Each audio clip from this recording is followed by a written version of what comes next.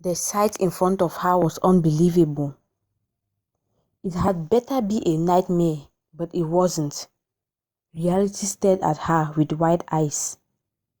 "How could you two do this to me?" Chisom asked in her broken voice, tears flowing down her cheeks.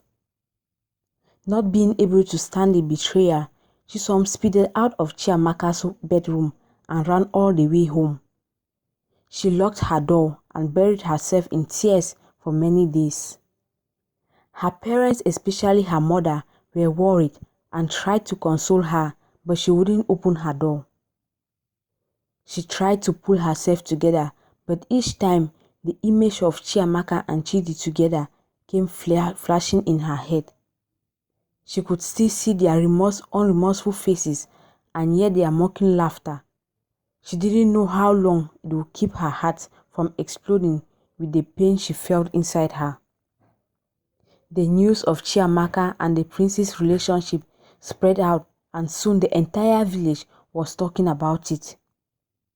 The villagers hated Chiamaka especially for having betrayed a friend who was like her own sister by dating the prince. They pitied Chisom and at the same time wondered what had happened to Prince Chidi that he would pick a loose woman like Chiamaka over the decent Chisom. Chiamaka on her side couldn't care less about what others thought.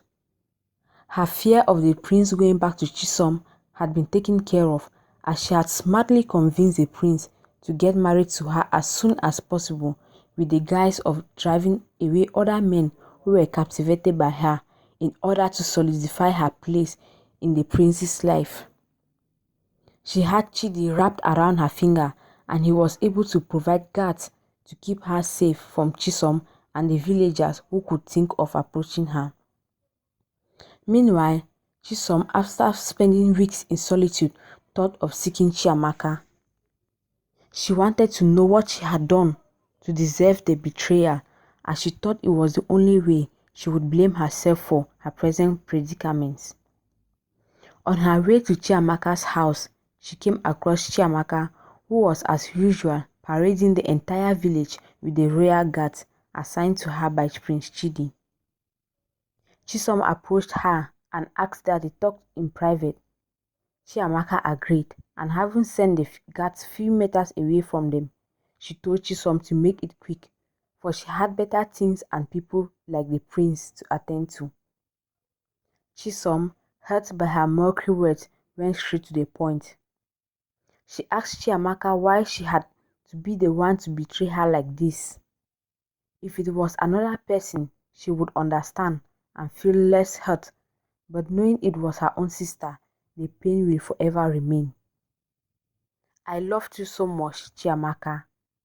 You were more than a friend and a sister. I loved you so much that if you wanted to have Chidi all to yourself, I would have left him for you, provided he felt the same way, but you didn't. Instead, you went behind my back and slept with him because you knew that was the only way you could take him away from me," Chiamaka said, tears streaming down her face. "So what are you going to do about it?" Chisom asked with a twisted face as she stared down at her. "Free Chidi," Chisom replied back, making Chiamaka to laugh. "You know within you that you both will end up getting hurt because you two don't love each other. I am not asking you to let him go so I can run back to him. You need to understand that Chidi is not just anybody. He's a prince and the heir apparent to the throne of Aja people. Whatever step he takes now does not only affect him, but the entire village. I feel hurt knowing our people are losing trust in him because of his relationship with you," Chisom said. Chiamaka laughed more as she listened to her. "You should think about yourself and how to deal with Chidi's rejection before being concerned about us. I'm done talking to you," Chiamaka said and walked away. Chiamaka, after the dialogue with Chisom, felt more threatened. She pressured the prince into proposing to her as soon as possible, and Prince Chidi agreed. King Cheta, the father of Chidi and ruler of Aja village, having heard of the rumors concerning his son and Chiamaka, called for Chidi. He questioned Chidi about his relationship with Chisom, but Chidi couldn't give a valid reason why he left Chisom or preferred Chiamaka. King Cheta then advised Chidi about his choice of a wife as a prince of Aja, but Chidi didn't change his mind. A day after Chisom and Chiamaka's encounter, the entire news of Chidi and Chiamaka's upcoming engagement party was made known to the entire village. The disappointment in the faces of the villagers concerning Prince Chidi grew further. Feeling distressed about what was happening to the village, Chiamaka's mother called her in to advise her into calling off the engagement. She had never liked what her daughter did to Chiamaka and felt more troubled because of the hostility they received from the villagers. "Mama, you should care about what I want and not what people say. The prince loves me and I love him too. Unlike what you and the entire villagers think, I didn't snatch Chidi from Chisom. Rather, I took back what was mine. Prince Chidi approached me first the first time we met. I was just in a bad mood that day. That was how Chisom seduced him from me. You can ask Chisom if you think I'm lying. There's no way I'll sacrifice my happiness so she can be happy," Chiamaka replied in a cold voice that left her mother helpless. Chisom on her part couldn't bear it anymore. She then stormed the palace and requested to speak to Chidi by force. "Are you sure you know what you are stepping into, Prince Chidi?" she asked him in an angry voice. "I get that you don't want me and my words do not matter to you anymore, but please consider that of the people. I don't know what has gotten over you, because the Chidi I know is a noble man who cares about his people." Chiamaka tried to make Chidi reason with her, but Chidi refused to listen. "When you are done blabbering all to yourself, you know your way home," Chidi said and walked out of her. Chisom was hurt and decided then and there to let them be. She swore never to involve herself in the matter again. The day of the engagement finally arrived. One day, while fetching firewood from the bush, Chiamaka walked into an old woman who claimed to be in search of herbs. She assisted the lady and gathered enough herbs for her, and by the time they were done, the woman told Chiamaka that she wanted to reward her for her kindness by saving her from what comes ahead. Chiamaka, not understanding, asked the elderly woman what she meant. When the woman told Chisom what her friend had done in secret in order to get the prince, Chisom was left stunned. The old woman told her that Chiamaka's actions were coming to haunt not only her but the entire village, but that could be avoided if Chiamaka is willing to do something. Before the old woman left, she made Chisom wear a white bracelet, telling her that she was sure of being protected when danger visits.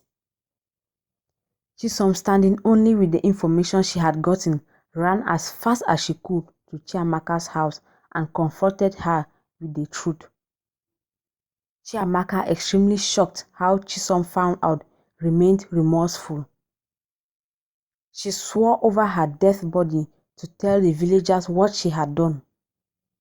Chisom, for the sake of their past friendship, gave Chiamaka a day to own up to her mistakes, or else she would reveal it herself to the entire village.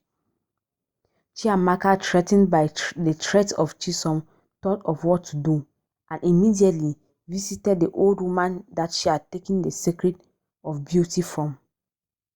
With the help of the woman, they were able to do something that would stop Chisom from speaking the truth to anyone. Chisom the next day waited for Chiamaka to do what was asked of her, but not hearing any news of that sort, the next morning gathered as many villagers as she could. "People of Aja, I greet you," Chisom said in a loud voice and proceeded. She proceeded to tell the people that something despicable had been committed by Chiamaka, and it was only a matter of time before the entire village pays for her sins. When Chisom was about to tell the villagers exactly what Chiamaka had done, something mysterious happened. The stench that left Chisom's mouth was unbearable, so much that none of the villagers could stand even 10 meters from her. Chisom had suddenly developed mouth odor. Chisom, have you ever cleaned your teeth since you were born? An elderly man asked from the crowd, covering his nose just like the rest. You woke all of us from our beds this morning just so we could share in your mouth odor? Another asked. Chisom herself could not believe what was happening.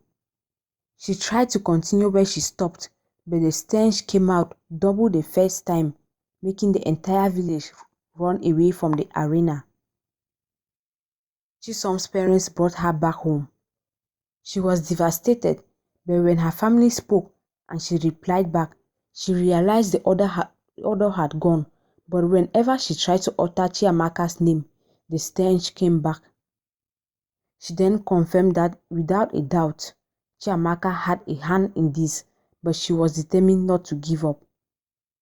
She tried as many times as possible to tell the villagers the truth, but to no avail as they kept running away from her. Soon, Chisom gave up trying. A week later, tragedy struck the land of Aja.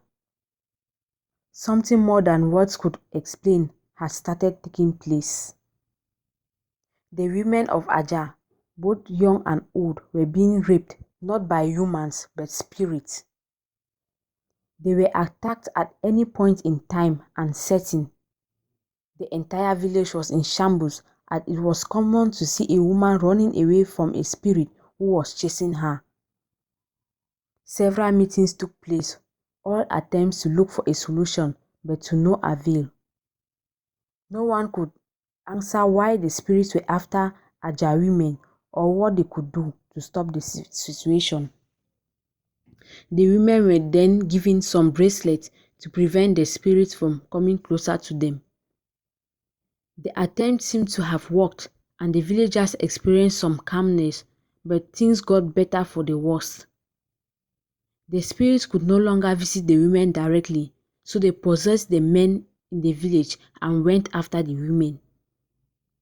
Surprisingly, Chisom and her mother were the only women who hadn't experienced any of that sort.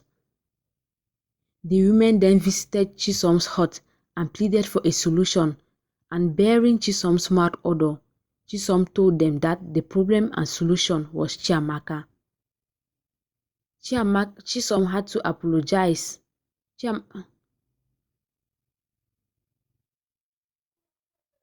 Chiamaka had to apologize to the spirits of the dead men she slept with. Only then will peace return to Aja. The women, after listening to Chisom, immediately attacked Chiamaka's house but were unable to drag her out because of the guards. Chiamaka came out, refusing to know anything that they were talking about. The entire village proclaimed that she must swear on the deity of Aja that she had nothing to do with their present predicament, but Chiamaka, afraid of the consequences, refused. She convinced Chidi that she was innocent and that it was all Chiamaka's way of separating them, and so, with Chidi's protection, Chiamaka was untouchable. The chaos in Ajalan further worsened by the day. One day, when Chiamaka was having a nap, she had a dream. It was a message from a strange, mysterious old woman telling Chisom to meet her at a specific secluded place in the village. When Chiamaka woke up, she deliberated if she should go or not, but thinking it might have something to do with the solution they needed in the village, she decided to go. She then sneaked out of her house and made her way to the place without anyone seeing her, and just like the message, the old woman was really there waiting for her. "Who are you, and why have you called me?" Chisom asked, feeling wary of the old woman. "I am the person who gave your friend the beauty she has now, and you are here to save the people of Aja," the woman responded. Chisom felt the lady could not be trusted. She asked her why she was helping her, and the woman replied that soon even she would not be saved from the spirit. The mysterious woman said she didn't know that the spirits of those men would awaken and cause havoc. She then removed the mouth odor and handed a small empty calabash to Chisom and told her to place it at the center of the entire village so they could all see the truth. Chisom left and went home. She could barely sleep with the weight of the entire Aja village on her. In the early hours of the morning, the next day, Chisom summoned the villagers, including the royal palace, and placed the pot in front of them.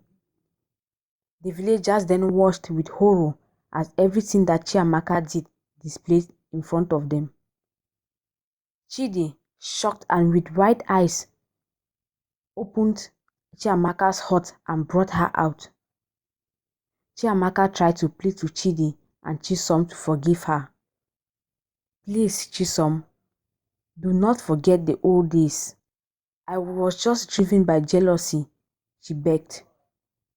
Chisom then replied, "I know that was why I gave you a day to redeem yourself, but you didn't. There is nothing I can do to help you now." The angry villagers then put Chiamaka all the way to the graveyard, where she spent 7 days and nights kneeling and begging with sacrifices to the dead men she had slept with. On the 7th day, King Cheta passed a judgment banishing Chiamaka from the land of Aja. Chiamaka was frustrated, as even in the other villages, no one wanted to help her. She ended up in the bushes, wandering alone.